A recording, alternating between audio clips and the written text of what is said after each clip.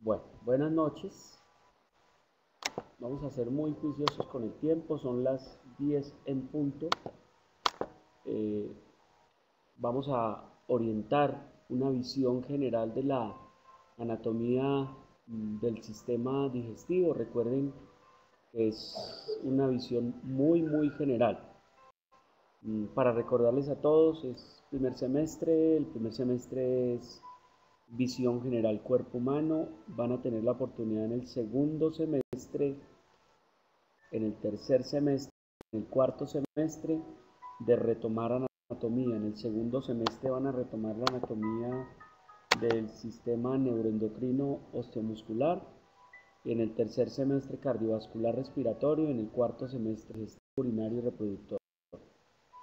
Así que van a tener la opción de tener ya 5 más horas a la semana de anatomía. Así que, como les digo, no hay por qué angustiarse. Espero que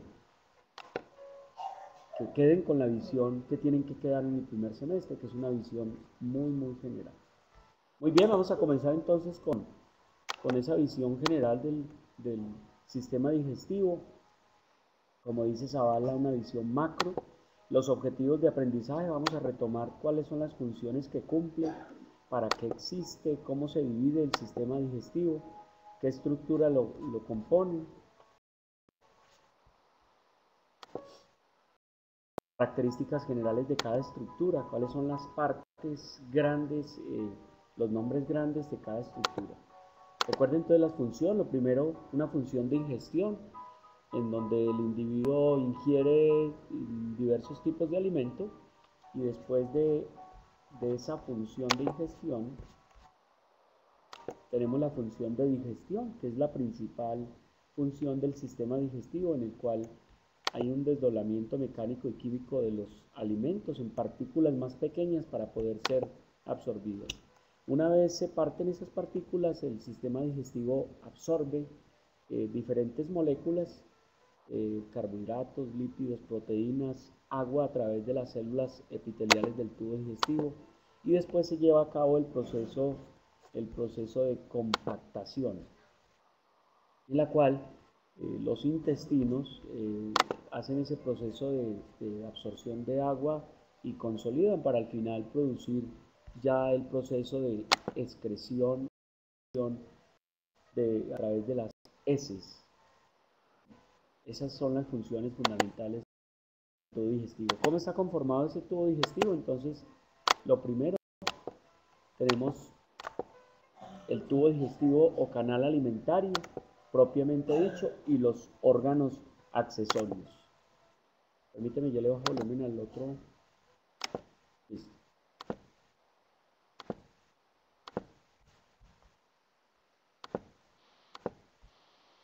Perdón. Entonces, el tubo digestivo está compuesto básicamente por 5 metros digamos, de tubos por la boca. Permítame, que es que todavía está entrando gente, entonces toca autorizar. Por la faringe, por el esófago, por el estómago, el intestino delgado y el intestino grueso. Y los órganos accesorios básicamente son los dientes, la lengua, las glándulas salivales, hígado, páncreas y la vesícula biliar. Entonces, el tracto digestivo propiamente dicho, tendríamos la boca, la faringe, el esófago. En el inferior, voy a subirle un poquito, pero yo creo que es problema de su audio, Juan David, Santiago, perdón. Súbale un poquito el audio que tiene allá, ¿sí? Entonces, en la parte inferior del esófago tendríamos el cardias, en el estómago, luego al final del estómago tendríamos el píloro. ¿Cómo está Luisa María? En el intestino delgado, básicamente, ¿se está escuchando poco? Me parece raro porque el audio acá está muy bien.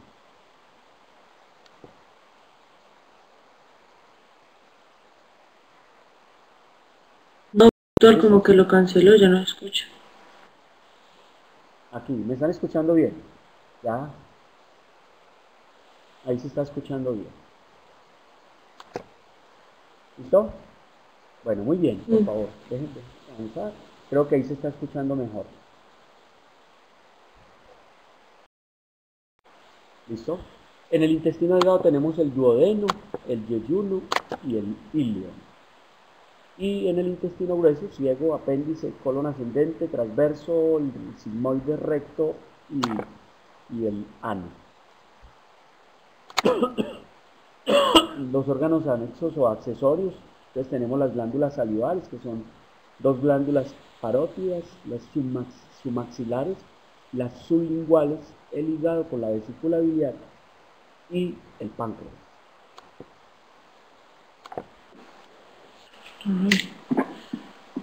Volumen, por favor, a quien lo tiene por allá abierto. Le bajamos volumen, ¿sí? Eso, muy bien.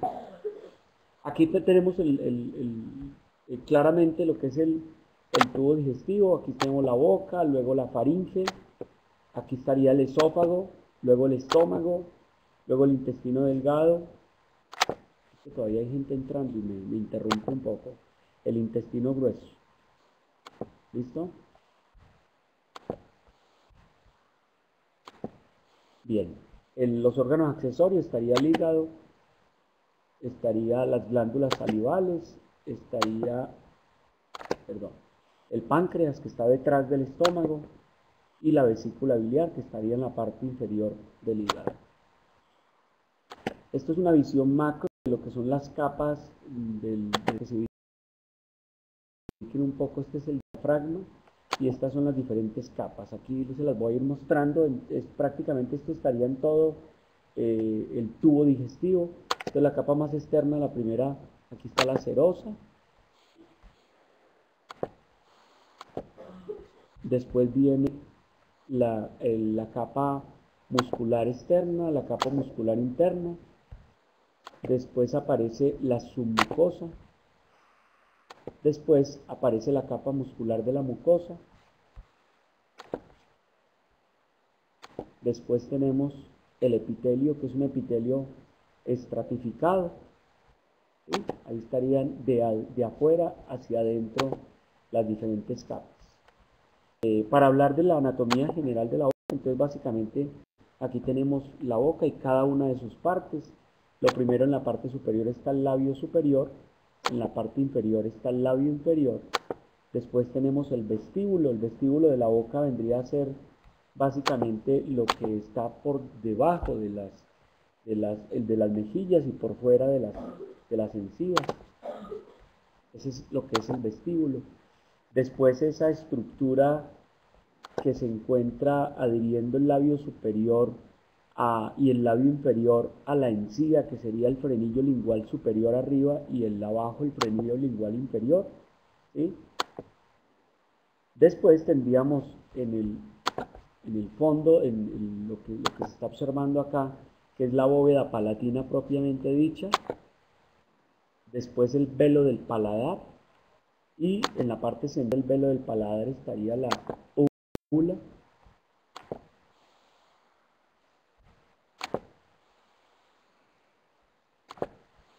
Después tendríamos y aquí tendríamos el pilar posterior del velo del paladar. Este es el frenillo lingual, ¿sí? No el frenillo labial, sino el frenillo lingual. Entonces ahí están las principales partes diferentes de la boca propiamente.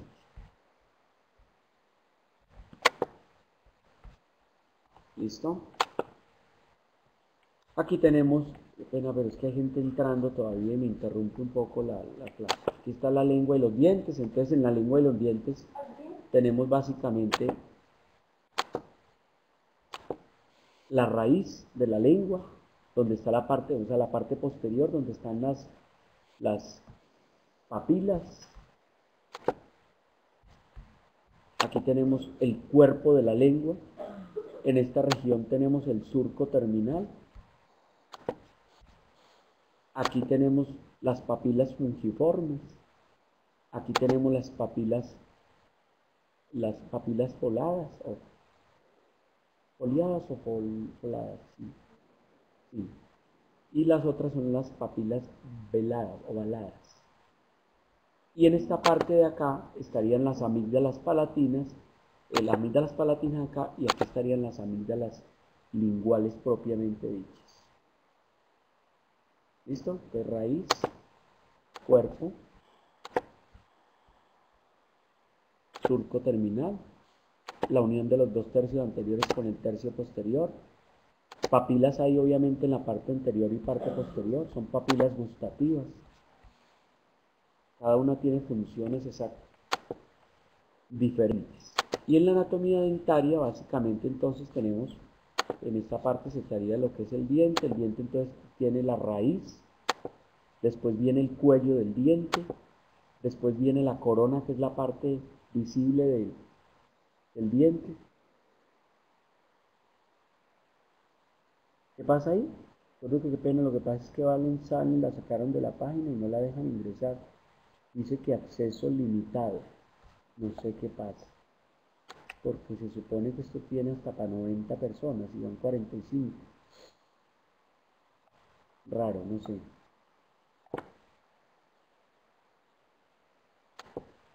Acceso limitado, no.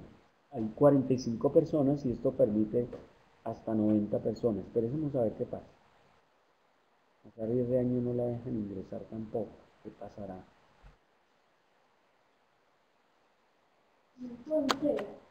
Dígales que intenten otra vez y yo las autorizo por acá. Porque aquí pues igual los que han entrado se les ha autorizado el ingreso. Después tenemos entonces el esmalte, la dentina, aquí está permitida a todos. Creo que ahí ya pudieron entrar otros.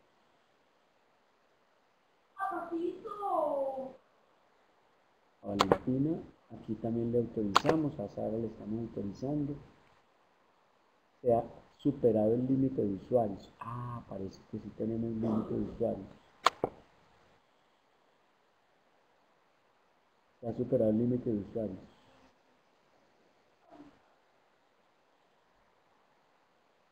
Y parece que hay limitaciones en el límite. Se ha superado el límite de usuarios. Hay gente que se ha superado el límite de usuarios.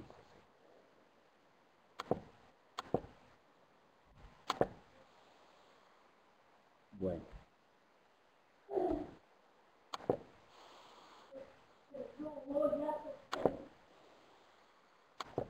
Bueno, vamos a ver si nos dejan trabajar. Muy bien, recuerden entonces que los dientes, entonces en los dientes tenemos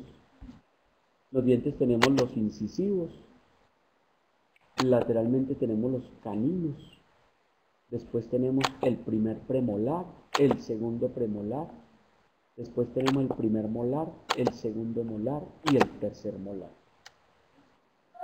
¿Sí?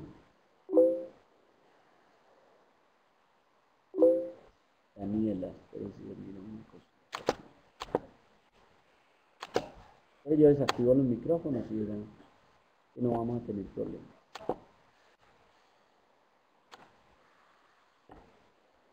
Permítanme un momentico. No, ya está con... Ya, todos tienen desactivado el micrófono. ¿Listo? Listo, muy bien. Bueno, en glándulas salivales tenemos glándulas salivales intrínsecas, que son la lingual, la labial y la bucal. Y tenemos glándulas salivales extrínsecas, que son la parotidia, la sublingual y la submandibular. ¿Qué tenemos acá, muchachos? Entonces, aquí tenemos, lo primero que vamos a destapar acá es la glándula parótida. Aquí está. Y la glándula parótida tiene un conducto de desagüe, que es el conducto parotídeo, ¿sí? O conducto de Stenholm. Exacto. Ahora, si no escuchas, debe ser tu micrófono porque aquí todo el mundo está escuchando. Bueno, después tenemos la glándula...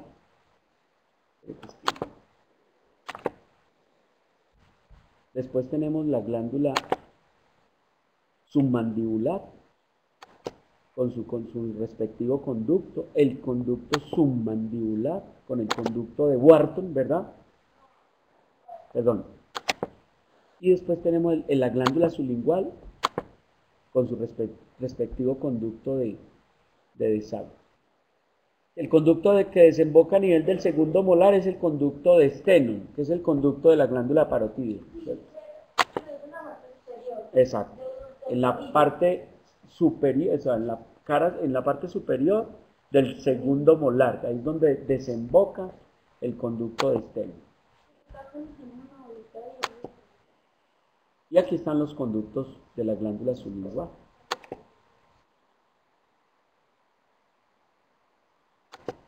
Muy bien. En la faringe, entonces, es un conducto muscular compartido por los sistemas digestivo y respiratorio. Ahí se encuentran las amígdalas faringeas propiamente. Y su principal función sirve como paso del aire y paso del alimento. Recuerden que tenemos la rinofaringe, la orofaringe y la nasofaringe. Aquí tenemos entonces, rinofaringe vendría a ser más o menos a este nivel, orofaringe sería a este nivel, y la laringofaringe que sería a este nivel. Después tenemos el esófago, que recuerden que es el conducto que comunica la faringe con el estómago.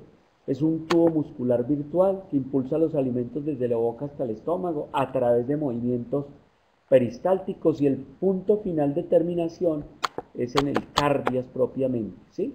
Que es la puerta de entrada hacia el estómago y es el que impide realmente la devolución de comida del estómago al esófago. Aquí estamos viendo el esófago con los movimientos peristálticos, el paso del bolo alimentario hasta el estómago. Y aquí están las fases de la deglución, que pues obviamente lo ven mejor en fisiología, pero para que recuerden, la lengua comprime la comida contra el paladar, después esta va hacia la parte posterior, el bolo pasa a la faringe, ¿sí?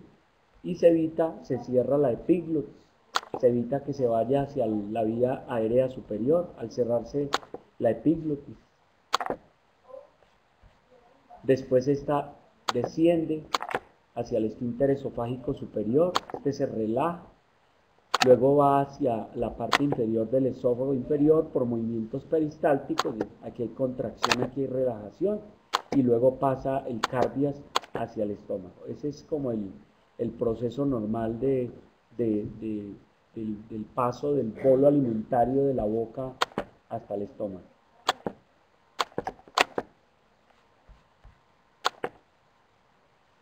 Muy bien, en anatomía del estómago, que vamos a mencionar que el estómago tiene forma de J, que tiene una curvatura menor, que tiene una curvatura mayor, que el estómago tiene 4 regiones, que son el cardias, la región púndica, el cuerpo y la región pilórica. Y que tiene una inervación parasimpática y simpática como todo el tubo digestivo. Aquí para mencionarles, entonces tenemos la curvatura menor, aquí tenemos la curvatura mayor, aquí tenemos el fondo del estómago, aquí tenemos el cuerpo, aquí tenemos la región antropilórica, aquí y el píloro propiamente, ¿sí? Entonces vamos a ir mostrando cada una de las estructuras que hacen parte del estómago. Lo primero sería la región púndica, en el fondo del estómago, la región del cardias, que es la parte inferior del esófago, el cuerpo. Aquí tenemos las 3 capas del músculo propiamente del estómago, que es músculo longitudinal, el músculo circular y el músculo oblicuo, que son los que hacen los movimientos de segmentación y masa del estómago. Aquí tenemos la curvatura menor, aquí está el epiplón mayor, que es el que prácticamente lo une hacia la parte del colon transverso. Aquí tenemos el esfínter pilórico, el píloro, que es el orificio de salida del estómago hacia el duodeno, el conducto pilórico, que es el que lo conduce desde esa región del cuerpo a la región antropilórica, y el antro propiamente dicho. El antro vendría a ser como esta parte de acá, esta parte inferior del cuerpo. Esta sería la porción, la región antro, esta es la porción del píloro, y este es el esfínter propiamente dicho. No, ambos, mejor dicho, los tres grupos musculares, si usted ve la, la forma en que están dispuestos, el uno lo que hace es como movimientos de avanzada del estómago, en el otro movimientos como de balanceo y en el otro movimientos de constricción. O sea, finalmente el estómago lo que hace es moverse para permitir que el bolo alimentario se mezcle con el ácido clorhídrico, ¿sí? Y genera una especie de licuamiento, o sea, una especie de licuamiento de todo ese bolo para luego llevarlo hacia el duodeno. Y eso lo hacen estos tres grupos musculares. En la medida en que se contraen, los unos acortan la fibra en sentido longitudinal, los otros en sentido oblicuo, circular, que son los que hacen la constricción propiamente, y en el otro permiten el avance de la comida, que es a través de tanto del longitudinal como de esa capa final que es capa muscular oblicua. Eso es lo que hacen esos tres grupos musculares allí. Este es el epiplón menor, que es ese epiplón, tejido fibroconectivo que une la curvatura menor del estómago o la separa a todo lo que es el pedículo hepático. ¿Sí? Muy bien. En hígado, perdón, en hígado básicamente tenemos para decir que son 4 lóbulos, derecho, izquierdo, cuadrado, caudado, que es un ligamento falciforme, que es el que básicamente separa el lóbulo derecho del lóbulo izquierdo, el ligamento redondo que continúa inferiormente el ligamento falciforme, y la circulación que está dada principalmente por la porta del 70% y el 30% por las arterias hepáticas. Aquí vamos a mostrar entonces la anatomía del hígado: lóbulo derecho, lóbulo izquierdo, ligamento falciforme, ligamento cuadrado, lóbulo caudado, lóbulo cuadrado, la vena cava inferior, la vesícula biliar. Y aquí vamos a empezar a mostrar cada una de esas regiones. Lo primero, el lóbulo derecho. Lo segundo, el lóbulo cuadrado. Luego el lóbulo izquierdo, que ya se los mostré. Este es el lóbulo izquierdo, este es el lóbulo derecho. Este es el lóbulo caudado. Este es el cuadrado. El ligamento falciforme, el ligamento redondo. Muy bien. Esas son las porciones pero es posible que sea por su audio, Camila. No creo que sea por el audio mío, porque creo que todos lo están oyendo perfecto. Muy bien, esas son las porciones principales del hígado. Ahora tenemos la vesícula biliar. En vesícula biliar básicamente tenemos esta la anatomía. Para que se ubiquen, por favor. Entonces tenemos aquí la vesícula biliar con la cabeza, con el cuerpo, con el cuello. Aquí tenemos los conductos hepático izquierdo y derecho, el conducto hepático común, el conducto colédoco, el conducto cístico, la unión del cístico y el hepático común forma el conducto colédoco. Aquí tenemos el conducto colédoco uniéndose al conducto de Wilson o conducto pancreático. Aquí tenemos la ampolla de Vater, ¿sí? La ampolla duodenal. Esta es la primera porción del duodeno, la segunda porción del duodeno, que es donde drena toda la parte de páncreas y bilis, la tercera porción del duodeno y el ángulo, lo que llaman el ángulo yeyuno-duodenal o ángulo de Treitz. ¿Por qué se llama ligamento redondo? No sé, la verdad no sé la razón por qué se le llamará ligamento redondo. Muy bien, entonces aquí empezamos, aquí está el cuerpo, el cuello y la cabeza del páncreas. Aquí estamos mostrando cada una de las, aquí está la papila duodenal, esta es la ampolla de Vater, que es la zona donde drena el Wilson y el colédoco, ¿sí? Y luego drena hacia la papila duodenal. ¿Listo? Esta es la anatomía. El páncreas tendría cabeza, cuerpo y cola pancreática. Esas son las porciones del páncreas. Eso tampoco tiene misterio. Me parece que al final eso es lo que ustedes se van a tener que terminar de aprender. Entonces repasemos. Cabeza de la vesícula biliar, cuerpo, cuello de la vesícula biliar, conducto cístico, conducto hepático común, hepático derecho, hepático izquierdo, conducto colédoco, conducto de Wilson, que es pancreático, la ampolla de Vater, que es donde drenan los dos, y la papila duodenal, que es en la segunda porción del duodeno. Dice Gerson, si una fractura de una costilla podría perforar una de estas estructuras. Es muy difícil, Gerson. Una fractura costal de pronto puede llegar hasta perforar la pleura, en el abdomen, una de esas costillas inferiores, eh, podría llegar a haber un trauma. Esas costillas flotantes obviamente difícilmente producen lesiones abdominales importantes. Es muy difícil. Afortunadamente son difíciles.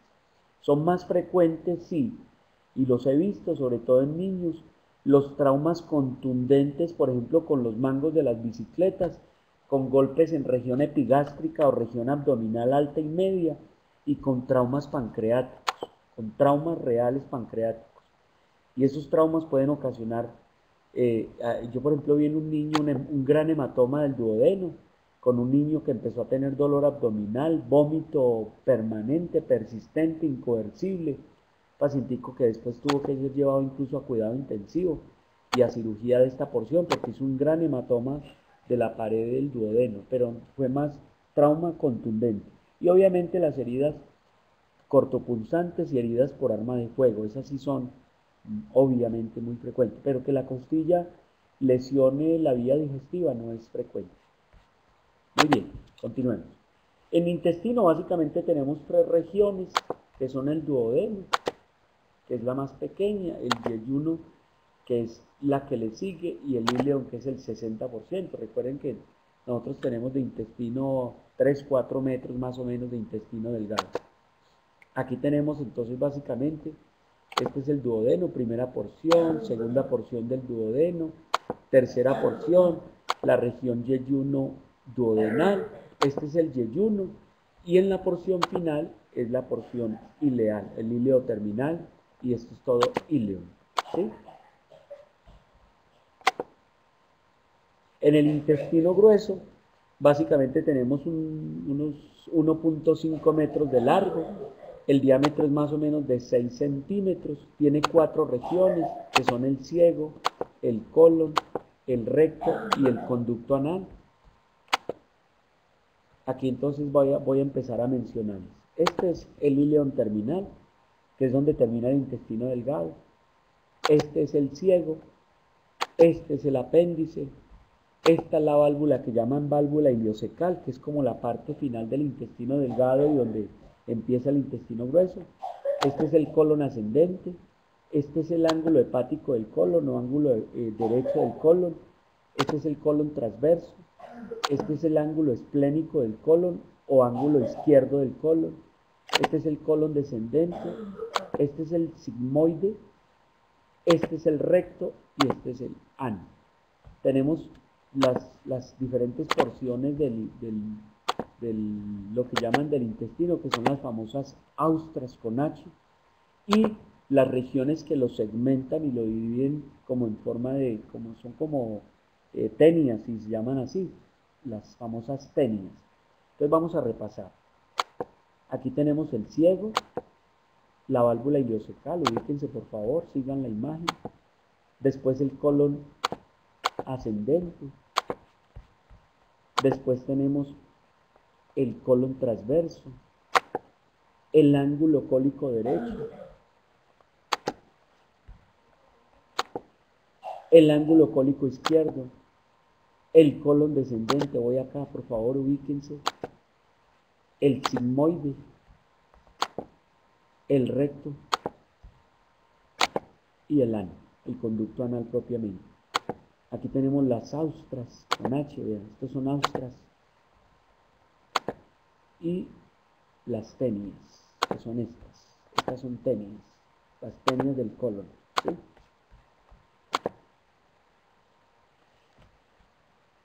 Esos ayudan a los movimientos peristálticos y movimientos, no solo peristálticos, sino movimientos de avance de la materia fecal. Eso que ustedes están viendo ahí. Austras con H, acuérdense. Austras con H. Bueno, un poquito, un comentario final con mesenterio, peritoneo, piplón y mesocolo, que son como todos los, digámoslo así, el tejido fibroconectivo que envuelve, que une, que divide, que separa los intestinos. Entonces, primero aquí tenemos el epiplón mayor, ¿sí? Que parte desde la curvatura mayor del estómago. Después tenemos en la curvatura menor el epiplón menor, que es el que yo les decía a ustedes que lo mantiene asido a la parte, al hilio hepático. Después tenemos el mesenterio, que es como la raíz, lo que ya no une el colon propiamente, sino el intestino delgado a toda la base de esos mesocolon, ¿cierto?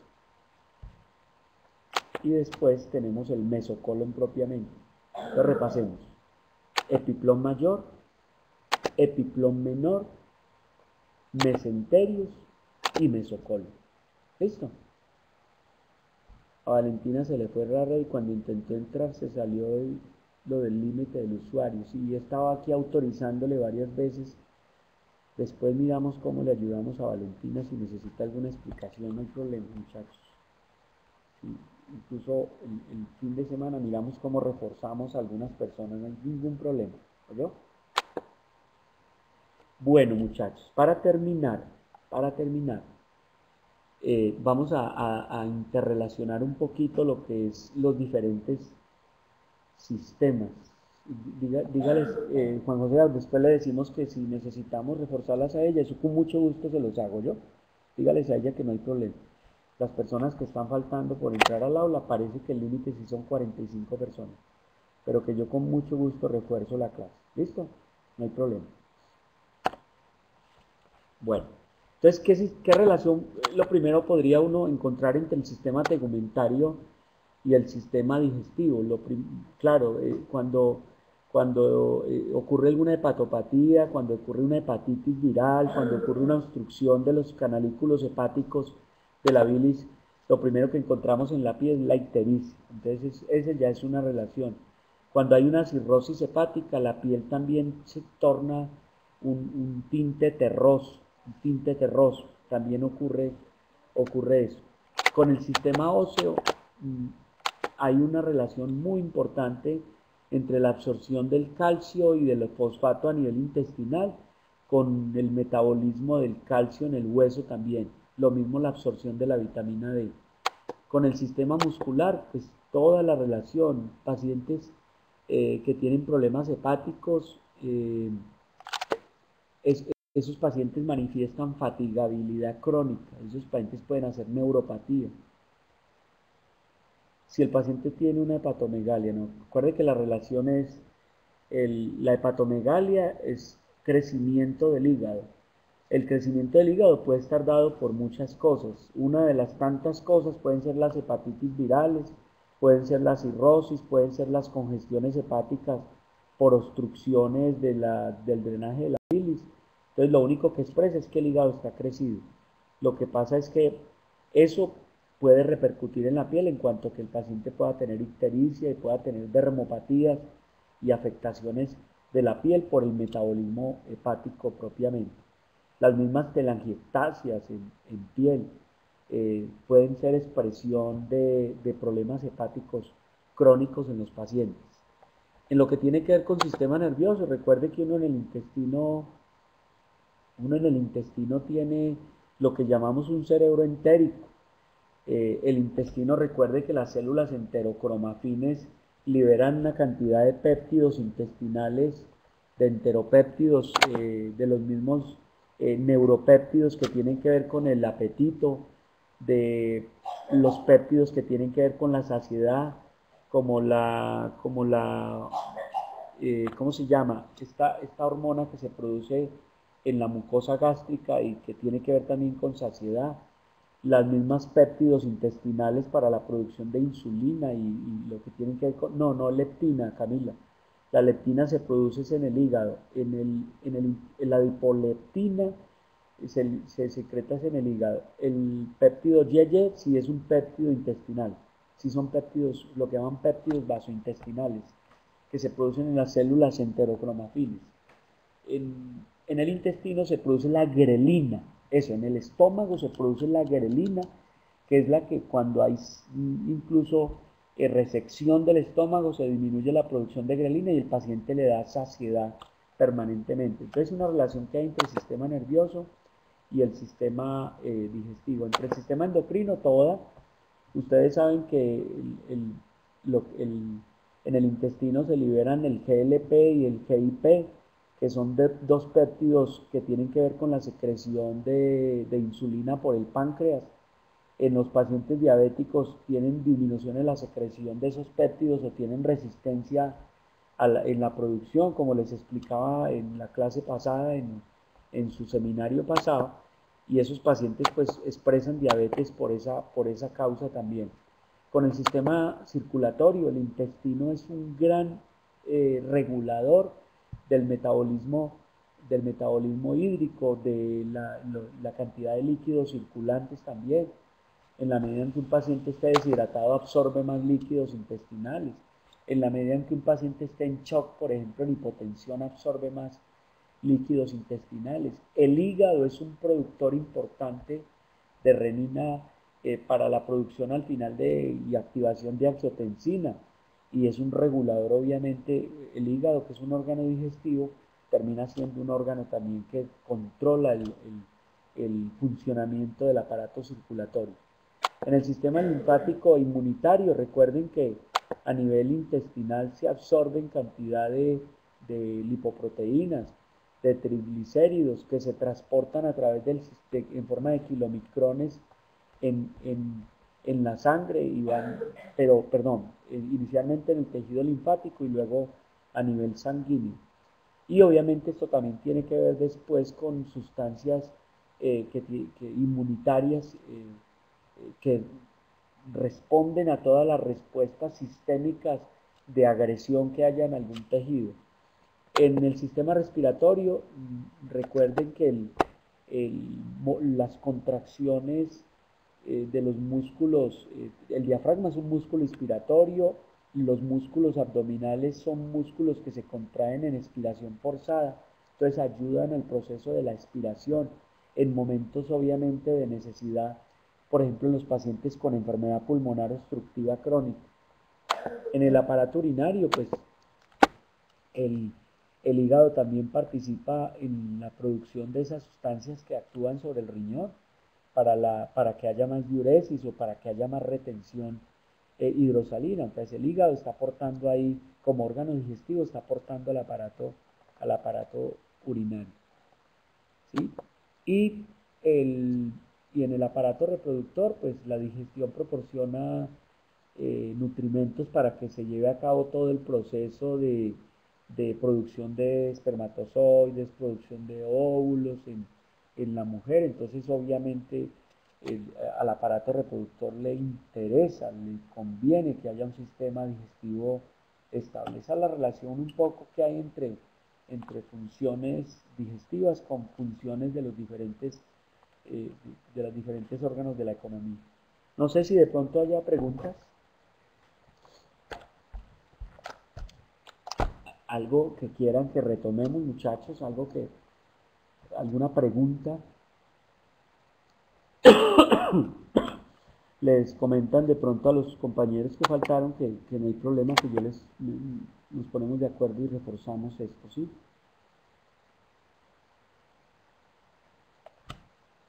Mañana igual tenemos la clase de anatomía del sistema urinario. Y sí, recuerden que todas estas diapositivas